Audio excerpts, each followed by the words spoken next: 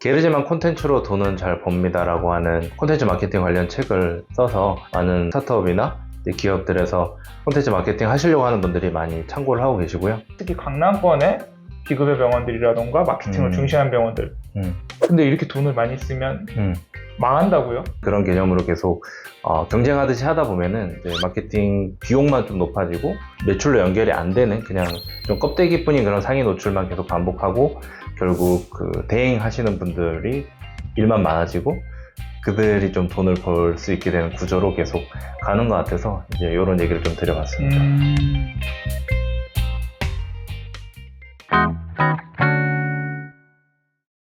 듣다 보니까 그러면 바로 상위 노출을 병원의 입장에서는 접기는 좀 부담스러울 것 같아요. 뭐 돈을 기존에 쓰고 있던 병원들도 있었고 그리고 그거에 의존하는 병원들도 많을 것 같은데 좀 어떤 부분을 좀 신경 쓰면 좋을까요? 그러니까 이제 상위 노출을 완전 바로 처음부터 끊어버리자 뭐 이런 식으로 말씀드리는 건 아니고요.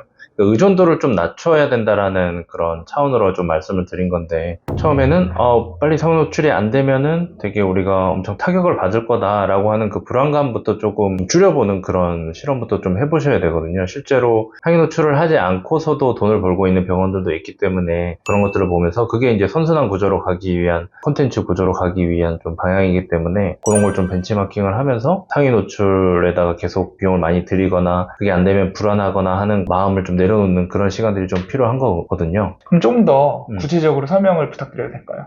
그래서 처음에는 이제 조금씩 의존도를 낮추라고 말씀드렸기 때문에 그걸 병행을 하되 이제 의존도를 좀 낮추는 건데 같이 병행을 해야 될 부분은 뭐냐면은 에버그린 콘텐츠라고 하는 것들을 이제 만들어 나가는 겁니다. 그래서 에버그린 콘텐츠라고 하는 것은 경쟁이 좀 상대적으로 좀 덜 치열한데 사람들이 꾸준히 검색하고 있는 그런 키워드를 바탕으로 되게 충실한 그런 정보성 콘텐츠를 만드는 거거든요. 그러면 에버그린 콘텐츠는 어떻게 만들고 또 어떻게 접근을 해야 되나요? 이제 점점 구글 검색이 많이 늘어나고 있다라는 그런 뉴스나 이런 것들을 많이 보셨을 텐데요. 실제로 이런 방향성은 이제 구글 검색이나 아니면 유튜브를 공략할 때 적당한 부분입니다. 실제로 제가 성형외과 순위, 성형외과 추천이라고 하는 그런 키워드를 가지고 풍성한 콘텐츠를 만들었고 그게 한 2년쯤 지났는데도 거의 상위의 1, 2등 안에 계속 머물면서 트래픽을 가지고 오고 있거든요. 천천히 상위에 노출이 되게끔 만드는 그 전략이 이제 에버그린 콘텐츠 전략이라고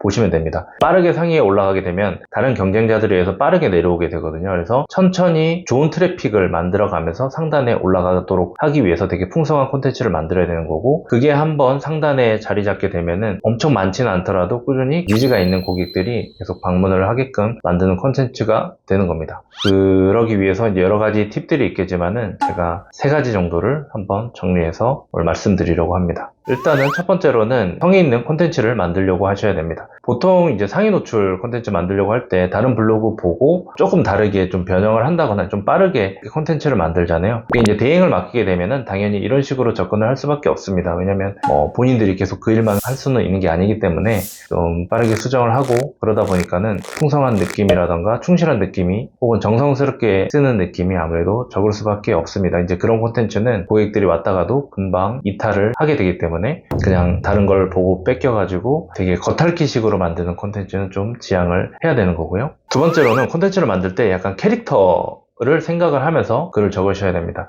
이게 이제 어떤 느낌이냐라고 생각을 하시면 좋냐면은 자꾸 이제 훌륭하게 대행을 잘 해주시는 분들도 분명히 계십니다. 하지만은 좀 그냥 일방적으로 정보성 콘텐츠를 그냥 전달하는 느낌으로 사람이 아니라 기업이 그냥 만드는 그런 되게 일방적인 느낌으로 콘텐츠를 만드는 그런 곳들도 존재하거든요. 근데 우리가 혹은 고객들이 계속 머무는 그런 콘텐츠는 어떤 거냐면은 민감미도 느껴지고 사람이 말하는 것 같고 약간 구어체에 실제 일상도 좀 드러나 있고 병원의 일상도 좀 드러나 있고 그래서 예를 들면은 병원 막내 마케터가 쓰는 글이라던가 약간 이런 식의 훨씬 더 캐릭터가 잡히기가 좋고 사람들이 봤을 때도 이건 진짜로 사람이 쓰는 거구나 이런 느낌이 주기 때문에 그런 콘텐츠들이 오랫동안 체류를 하게 되는 거고 그런 콘텐츠가 이제 한번 상단에 노출이 되면은 이제 몇 년 동안 계속 지속이 되기 때문에 에버그린 콘텐츠가 만들어지는 이제 조건이 되는 겁니다. 이제 마지막으로 또 여러 가지 접근들이 있을 수 있겠지만 마지막으로 강조드리는 거는 좀 브랜딩을 염두에 두고 이제 콘텐츠를 만드는 게 좀 중요합니다. 그래서 콘텐츠를 올릴 때 보통은 고객 결제시키기 위해서 그런 의도를 가지고 상품 위주로 설명을 한다거나 그런 식으로 많이 하게 되죠. 왜냐면 그렇게 해야지 바로 매출이랑 연결될 거라고 생각을 하시는 것 같아요. 네네. 억지로 구매 의도를 안 해도 정보가 좀 많이 있어서 찾아가고 싶은 그런 콘텐츠를 만들어야 되는 건데요. 근데 그럴 때에도 우리가 전략적으로 좀 접근해야 될 건 뭐냐면은 브랜딩 문구 같은 것들,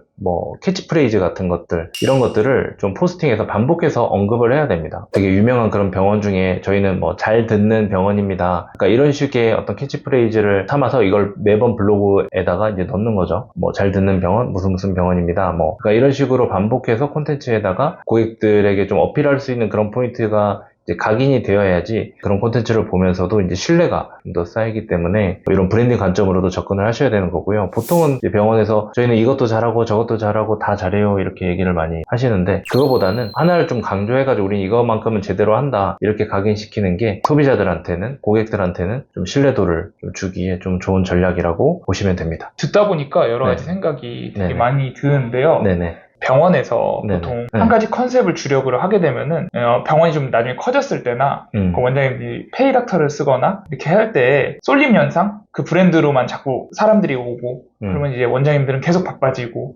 또 밑에 페이닥터들은 술기가 올라가고 좀 더 배워서 또 개원을 하고 이런 비슷한 형태의 반복이 되거든요. 이런 근본적인 그 고민에 대해서는 오랜 시간 동안 원장님들은 그런 고민을 해오셨거든요. 본인이 브랜딩이 될수록 병원은 바빠지고 돈은 많아지는데 자기가 쉴 시간이 없는 거예요. 아, 네네네네. 그런 고민에 대해서는 좀 어떻게 생각해요? 그러니까 요거는 처음에 혼자서 설립을 해가지고 개인 퍼스널 브랜딩으로 갈 때는 그런 것들이 나중에 결국 자기 발목을 잡게 되는 거죠. 그래서 전환하는 시점이 분명히 생기는 것 같아요. 이제 본인 퍼스널 브랜딩에 집중해가지고 얘기를 하면서 키워가는 단계는 반드시 필요한 것 같고, 왜냐면 그게 있어야지 또 좋은 뭐 페이 닥터 분들도 모집을 할 수 있고, 그 다음에 직원들도 데려올 수 있기 때문에 처음에 그것을 활용하는 것은 너무 좋다고 생각하고요. 그 다음에 키워가면서 뭐 법인으로 전환을 하시거나 좀 더 규모를 키워갈 때는 그때는 한번 브랜딩 전환이 필요한 거죠. 그래서 자기 브랜딩, 개인의 초점을 맞춰진 브랜딩이 아니라 전체적인 병원이 가지고 있는 방향성이나 철학이나 이걸 담은 브랜딩으로 바꿔서 그때부터는 좀 포스팅도 전환도 하시고 과거의 것들도 수정을 하시고 이런 작업들이 같이 병행이 될 필요는 있습니다. 대표들 힘으로 끌고 간 다음에 나중에 투자를 받거나 상장하거나 이럴 때 되면은 외부에서 대표이사를 데려오기도 하고 이렇게 자기를 지어가잖아요. 이제 그런 거랑 비슷하게 보시면 될 것 같습니다. 좀 정리를 드리자면